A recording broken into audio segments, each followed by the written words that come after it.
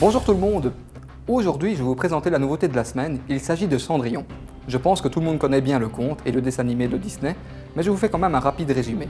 Le film s'ouvre sur la jeunesse d'Ella, menant une vie paisible auprès de ses parents. Mais un jour, son père décide de se remarier avec la veuve d'un richissime marchand. Ella n'a d'autre choix que d'accepter sa nouvelle belle-mère et ses deux belles-sœurs, Anastasie et Javotte. Malheureusement, le sort s'acharne de nouveau sur la jeune fille quand elle apprend la mort de son père. Ella doit désormais vivre seule avec sa belle-mère et ses deux belles-sœurs, et ces dernières vont lui en faire voir de toutes les couleurs.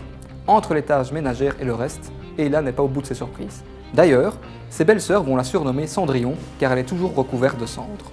Mais un jour, une lueur d'espoir apparaît et peut-être va changer le destin de la jeune fille. La suite, je pense que tout le monde la connaît. Après l'adaptation live de La Belle au Bois dormant avec le film Maléfique, c'est au tour de Cendrillon d'y passer.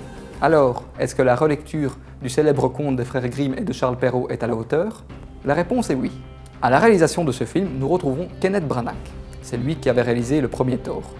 Ici, il se concentre uniquement sur la base même du grand classique de Disney, de Cendrillon, mais également sur sa magie. Je le dis tout de suite, j'ai beaucoup aimé ce film et pourtant ça s'adresse plutôt à un public féminin.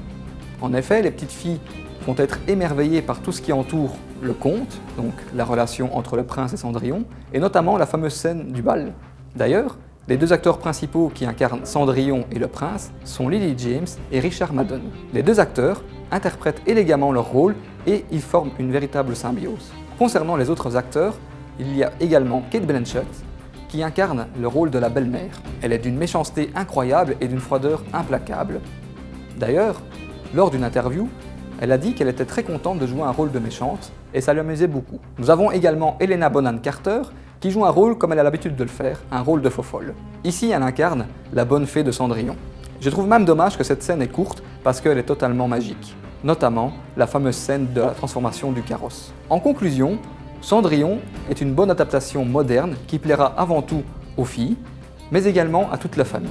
Vous retrouverez également tout le charme qui a fait le succès du grand classique de Disney Cendrillon, les souris, le cheval, le chat Lucifer, les décors, la robe, les musiques, etc. Disney n'en a pas encore fini avec ce genre d'adaptation, car prochainement sur vos écrans vous retrouverez Pinocchio, Mulan, Dumbo et le livre de la jungle. Cendrillon sera disponible en format DVD et Blu-ray avec bon nombre de bonus et surtout le fameux court-métrage de la Reine des Neiges, Une fête givrée. Et Cendrillon, le film, mérite un bon 7 sur 10. En attendant, vous pouvez retrouver toutes mes chroniques ainsi que mes vidéos ici sur le blog de MediaMarkt Braine-l'Alleud. Quant à moi, je vous dis à très bientôt et sur ce, allez au cinéma!